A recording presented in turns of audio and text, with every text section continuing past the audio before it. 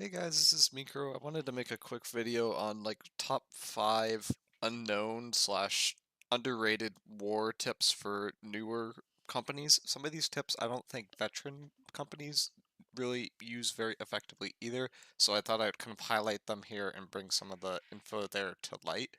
My fifth one, which is honestly is one of the most important things to actually being able to win a war, is kind of knowing how to manipulate respawns. This is something that every really good company does, and even then, some of the best companies don't do it very effectively. Respawns in New World are on a wave-based format with a timer that starts on the first death. Some people have respawn bots that are coded in the game. They will always be a few seconds off because of this first death mechanic.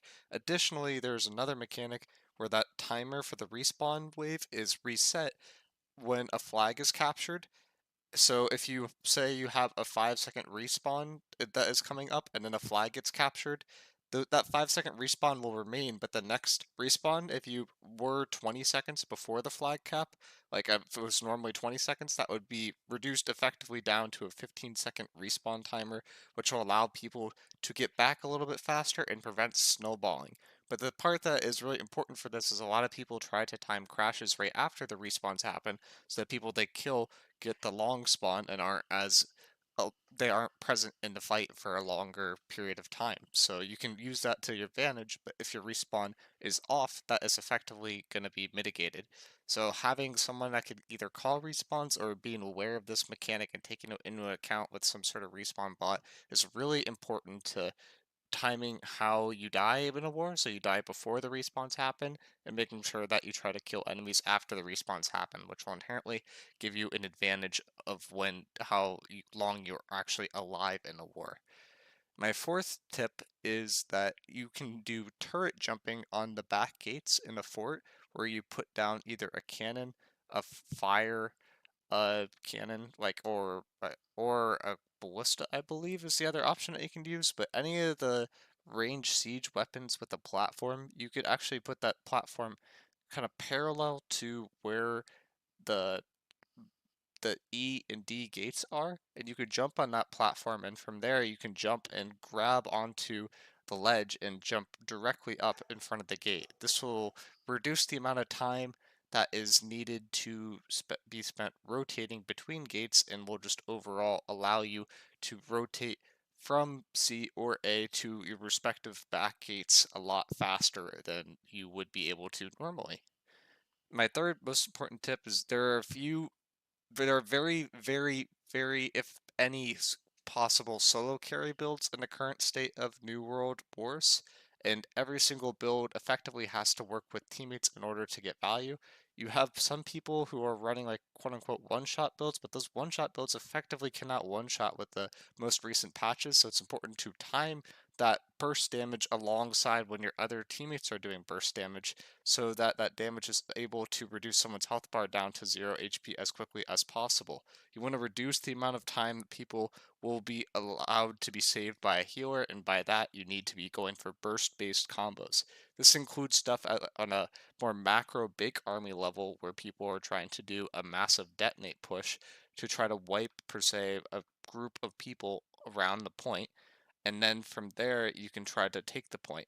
The alternative too is if you're playing with more of a kind of kill squad off point role that is trying to control space and allow your healers to live, it's often more effective to take a 5v5 or 10v10 fight than it is to take 5 to 10 1v1s. So finding ways to use your teammates to get the most value in a war is the best way to be able to carry in a war. As similar as war is to arenas in OPR, it is very different in the sense that that team play aspect is not typically present in those other game modes, and that's one thing that majorly separates a lot of newer companies from the more elite companies. If you want to practice this, you could practice this in either open world, where you can coordinate versus another army to practice, say, 10v10s, and you just do 10v10s in open world, and then you respawn at a tent when you die. Or you can do something like a 5v5 duel night, where you take a group of 5 people, you have them challenge another group of 5 people, and you do duels off of that in order to build synergy. And that will overall allow your army to get a lot better faster. My second most important tip is that you can't win a war if you don't touch a point. This sounds very obvious, but there have been very large amount of wars that I have seen as of recent where both elite and newer companies just do not touch the point and are not able to capitalize on their success. If you capture the point early and you get that passive tick going, you're able to win a point in much fewer fights than if you try to win around the point and then come 2 point later. While both styles are viable, it is often a lot faster to try to play for the objective in New World rather than trying to deny respawns and trying to camp those respawns, preventing people from entering that point space. So you could either choose to bleed people out and like slowly over time and play around the fort, or you could play on the point more. And this is what is meant by a lot of people calling playing for point, then playing off point, or playing for off point and then playing for point. They're two different styles. Both are viable.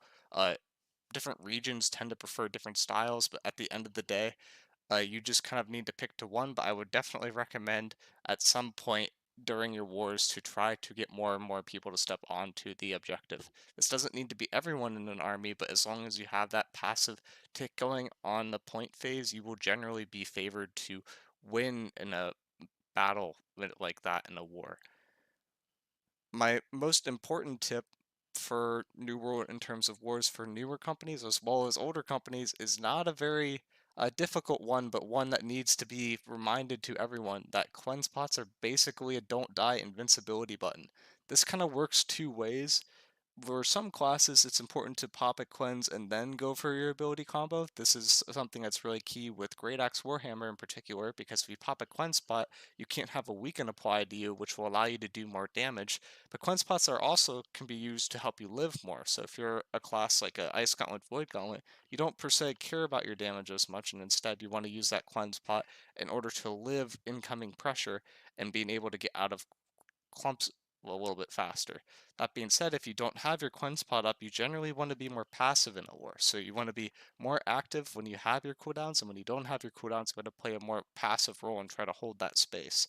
So this often turns into something that people like to call ebb and flow, where you are more active when you have the ability to be active, and you're more passive when you don't have the ability to be active without being in a spot where you can't save yourself. So you have to think for based off the people that are around you. If they turn and hit you at a certain point in time and you don't have your abilities, are you going to die or are you going to live? And based off of that, you need to judge where you're positioned and try to pick a position that is more optimal.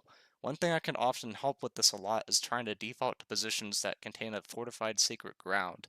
If you play in these positions, you will just increase your HP overall, and that will allow you to prolong how long you're in the fight without having to spend more resources than a typical player would. And that being said, I hope these guys' tips were useful for you, and I hope that I'll see you guys in the next video.